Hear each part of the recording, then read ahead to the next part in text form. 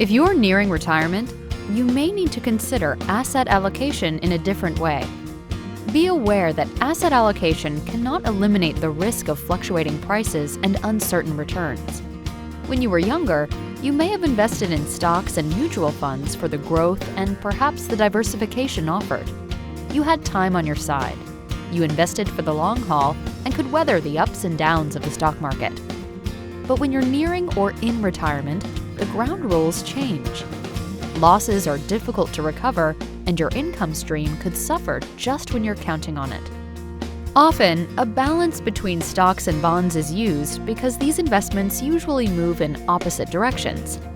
This is where asset allocation comes into play. Because investments may go up and down, and your financial needs may vary, your planning must allow for contingencies. Various types of investments can help accomplish this. By allocating investments for growth potential, guaranteed income, risk management, and taxes, we can develop a strategy to help you manage your financial goals. Please give us a call today to find out how you can allocate your assets for your retirement.